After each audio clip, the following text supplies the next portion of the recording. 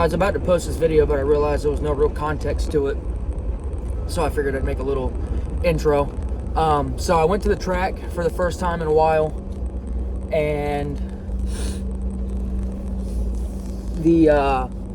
I've driven the car and stuff like that a little bit, and but it hasn't been to the track in like 3 months, and I've changed a lot of stuff. So it was the first test and tune I've been able to make it to in a little while, and the car was running great. I went up to launch, car did good, got up on the two-step with the new converter. New converter is way tighter. Car is loving it. Car went, even with spinning really bad, it went a 186 60 foot, but still went a 660 at 122. So I believe with a good 60 foot, that was a 5-second pass. But finished the run, the car did good. Got on the return road. If you listen right at the end of the video, you hear the car start clicking real bad, start ticking. I thought that it was a lifter. Turns out it was not a lifter. You'll see at the end of the video, I am attaching some pictures.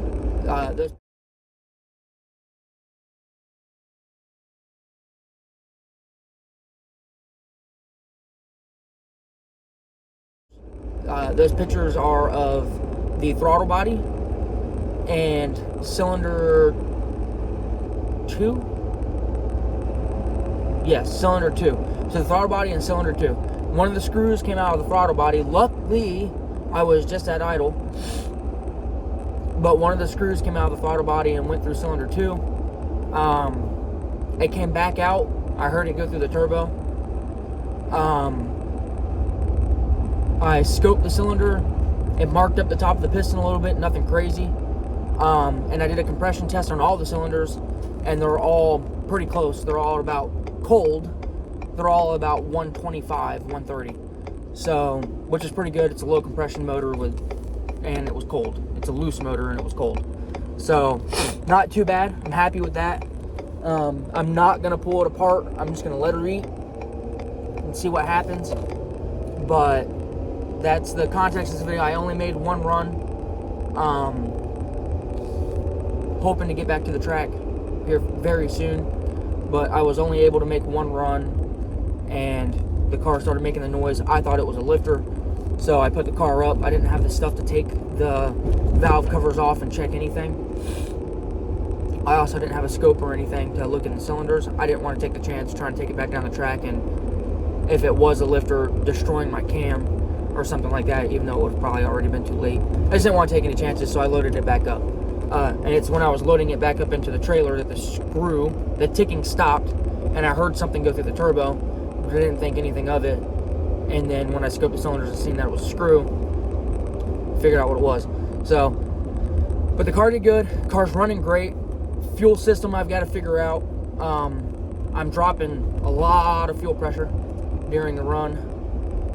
My base fuel pressure is 40 psi. At the end of the run, I'm at like 30-ish psi. 28 is the lowest I've seen it. So not good, but my injectors are big enough. I'm not going lean or anything. The car's staying good. It's just I'm getting dangerously low on fuel pressure. So got to figure that out. I believe my pump should keep up. I got to check the filter. I'm switching the car to a 16 volt system.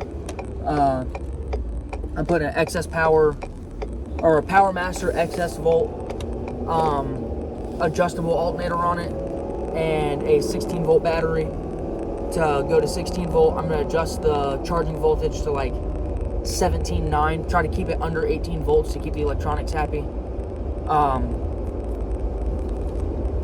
Go from there. That's all I can do. I'm hoping that going to a 16 volt system helps my fuel pressure, because the pump's going to enjoy it. I had a booster pump on the car for a long time, never had any fuel pressure issues. And then I supercharged the green Mustang and put the booster pump on it, because I never had any fuel pump issues and didn't think I needed it. And now now I'm having some fuel pressure issues. So figuring that out, I think going to a 16 volt system is going to help.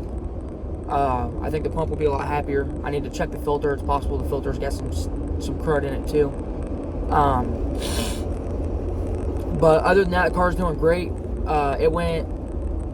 loves the converter.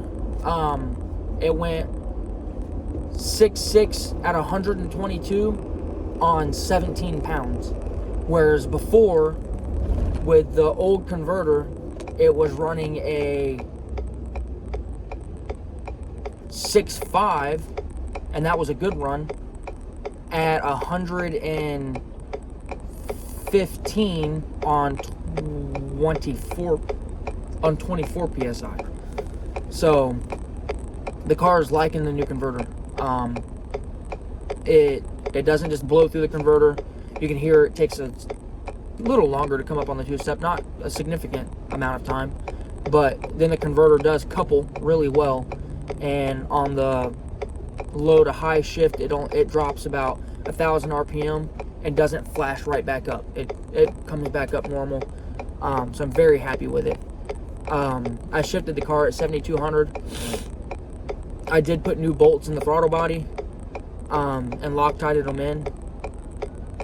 So hopefully that's good to go now, and I will update you guys maybe sometime this week on a video of the car, stuff that I've changed, but I haven't really changed anything major.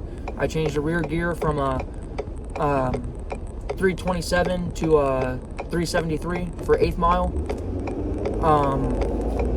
and the converter is really all I've changed. So hope you guys enjoy this short video. I'm sorry it's so short. I'm sorry I didn't get more runs. I should have got some more video at the track.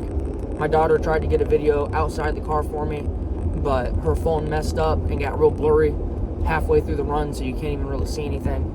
Like right after I launched, it got super blurry and you can't see anything. But I hope you guys enjoy the video. There will be more to come. I'm sorry I've been gone for so long. I've had a bunch of stuff going on in my personal life that I'm trying to figure out, and trying to get back to the track, trying to get back to having some fun, and we'll go from there. I appreciate it. Thank you.